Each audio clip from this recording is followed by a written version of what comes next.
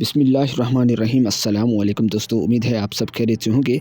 तो आज की वीडियो में मैं आपको सिखाऊंगा कि आप किस तरह एक प्रोफेशनल एजुकेशनल वेबसाइट क्रिएट कर सकते हो किसी स्कूल के लिए, एकेडमी के लिए, किसी कॉलेज वगैरह के लिए या अपने सेल्फ पोर्टफोलियो प्रोजेक्ट के लिए। ठीक है, आप देखेंगे कि किस तरह एक बेहतरीन प्रोफेशनल लुक वाली वेबसाइट ईज़िली आप क्रिएट करोगे, और वो भी अपने लोकल होस्ट में। किसी तरह की कोई होस्टिंग आपको परचेज़ करने की कोई ज़रूरत नहीं है। ये हम वर्डप्रेस पे बनाएंगे एक एजुकेशनल वेबसाइट। तो वीडियो को पूरा देखिएगा, कोई भी पार्ट मिस मत कीजिएगा।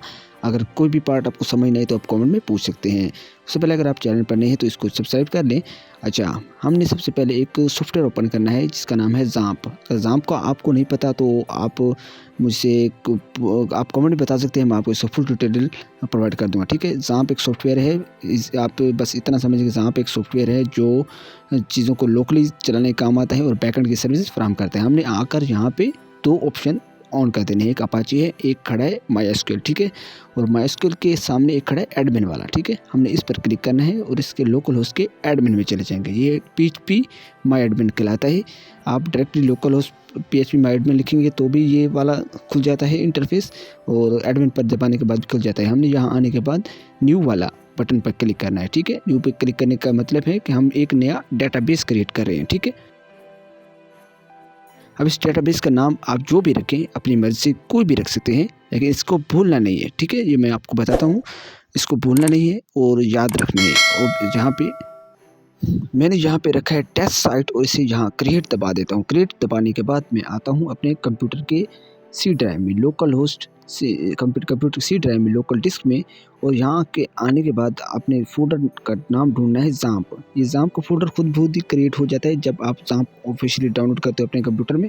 तो ज़ाम्प के फोल्डर में आने के बाद एक और फोल्डर खोलना है आपने, HTDocs वाला। ठीक है, HTDocs वाले खोलने के बाद ये है मेन फोल्डर। यहाँ पर आपकी बहुत सारी वेबसाइट आप क्रिएट कर सकते हो। ठीक है, हमने सिर्फ एक फ़ोल्डर का नाम न्यू का दबा के ना नया फ़ोल्डर क्रिएट कर लेना है, और याद रहे कि जो डेटाबेस का आपने नाम रखा था वही इस फ़ोल्डर का नाम रख लेना है। ठीक है, स्टेप बाय स्टेप सीख रहे हैं। तो उसी का जैसे मैंने टेस्ट साइट खोला, यहाँ बिल्कुल एम्प्टी फ़ोल्डर है। ठीक है, अब नेक्स्ट स्टेप हमारा ये है कि हमने इंटरनेट से जाकर वर्डप्रेस डाउनलोड कर लेना है। मेरे पास पहले से डाउनलोड मौजूद है, मैं आपको दिखाता हूँ। और वर्डप्रेस डाउनलोड ईज़िली हो जाता है। ये वर्डप्रेस अवेलेबल है गूगल पर, आप सर्च करेंगे आपके सामने आ जाएगा। मेरे पास वर्डप्रेस का फोल्डर आप देख सकते हैं, ये सारे फोल्डर सब फोल्डर मौजूद हैं वर्डप्रेस के अंदर। ठीक है, अब मैं बता भी देता हूँ, आपने सिंपली जाना है गूगल पर और यहाँ पे लिखना है वर्डप्रेस डाउनलोड, और आपके सामने जो पहला लिंक आएगा आप उस पर क्लिक करेंगे तो वर्डप्रेस आप डाउनलोड कर लीजिएगा। मैं डाउनलोड नहीं करने वाला क्योंकि मेरे पास पहले से डाउनलोड मौजूद है। ठीक है, मैंने डाउनलोड करने के बाद सारे फोल्डर एक्सट्रैक्ट कर लिया है।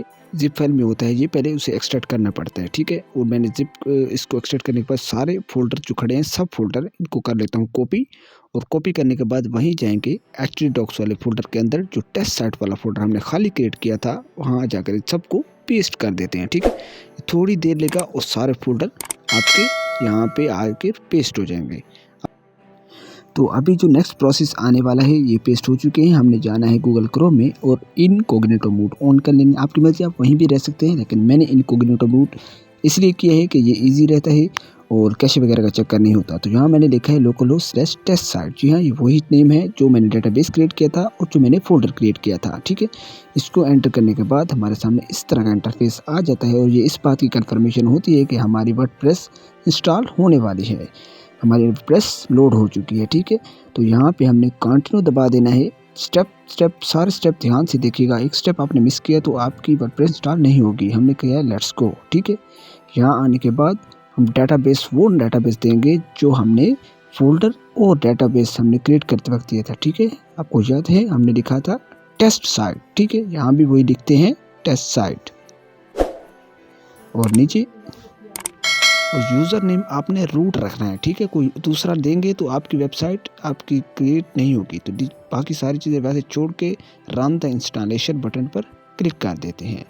तो अब नेक्स्ट स्क्रीन में आप साइट का टाइटल कुछ भी रख सकते हैं अपनी मर्ज़ी से, जिस साइट बनाना चाह रहे हैं, जिस कंपनी की और जिस एकेडमी की, स्कूल की या अपने पोर्टफोलियो के लिए, तो उस साइट का नाम रखते हैं। मैं ऐसे ही रैंडम सा हमज़ा एडो करके लिख रहा हूँ, और यूज़र नेम आपने कुछ भी नहीं रखना क्योंकि आपको फिर भूल जाएगा। मैं सिंपली एडमिन लिख रहा हूँ और पासवर्ड भी एडमिन। ठीक है, ये जब हम डैशबोर्ड अपना बैकएंड में क्लिक करेंगे तो ये हमारे काम आएगा। आप अपनी मर्ज़ी से कुछ भी रख सकते हैं। मैं सिखाने के लिए एडमिन रख रहा हूँ और कन्फर्म पासवर्ड पे क्लिक करना है और यहाँ आकर आपने अपनी ईमेल लाज़मी लिखनी है, ठीक है। ईमेल लिखने के बगैर ये आपको आगे भी नहीं जाने देगा, ठीक है। और यहाँ सर्च इंजन विजिबिलिटी को नहीं चेक करना, आपने इंस्टॉल वर्डप्रेस पे क्लिक कर देना है, ठीक है। ये आपकी वर्डप्रेस इंस्टॉल करना शुरू कर देगा और कुछ ही देर में आपकी वर्डप्रेस वेबसाइट बिल्कुल ब्लैंक जो होती है, फ्रेश वाली इंस्टॉल हो जाएगी। ये आप देख सकते हैं हमारे पास सक्सेस का बटन आ चुका है और अब लॉगिन दबा रहे हैं, ठीक है। ये देखिए अब आपसे ये वही यूज़र नेम और पासवर्ड पूछ रहा है जो आपने रखा था। मैंने सिंपली एडमिन रखा था और मैं यहाँ आकर पेस्ट करके लॉगिन कर लेता हूँ, ठीक है।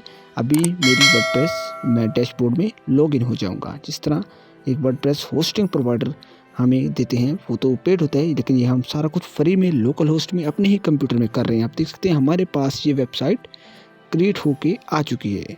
आप इसका बैकएंड एक्सेस कर सकते हैं। अपीयरेंस है, प्लगइन है, यूज़र है। तो मैं जाता हूँ यहाँ पे सबसे पहले थीम पे, ठीक है। सबसे पहली चीज़ जो होती है हमारी, हमने थीम सेलेक्ट करनी होती है।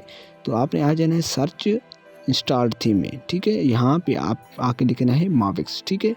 और ये मैंने एक गलती कर दी है, गलतियाँ हो जाती हैं। मैंने इंस्टॉल तो हमारे पास पहले थी नहीं, इसलिए ये अब दिखा रहा है कि नो थीम फाउंड, ठीक है। मैं जाऊँगा ऐड थीम वाले बटन पे।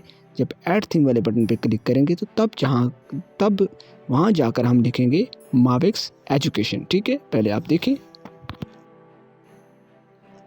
तो अब मैं अपलोड थीम वाले सेक्शन में सिर्फ माविक्स लिखता हूँ तो आपके सामने बहुत सारी थीम्स माविक्स वाली आ जाएंगी और आपने सर्च करना है यहाँ पे माविक्स एजुकेशन। मेरे सामने आ गई है, मैं इंस्टॉल पर क्लिक कर लेता हूँ और मेरे सामने ही इंस्टॉल होना शुरू हो गई। इंस्टॉल भी हो चुकी है। अब मैं इसको एक्टिवेट करता हूँ और एक्टिवेट करने के बाद एक और ऑप्शन आता है यहाँ पे गेट स्टार्टेड का। तो गेट स्टार्टेड पे क्लिक करने के बाद ये थोड़ी सी प्रोसेसिंग लेगा और आपके लिए तमाम प्लगइन जो रिक्वायर्ड हैं इस थीम के लिए सारे के सारे खुद ब खुद ही ये इंस्टॉल कर देगा।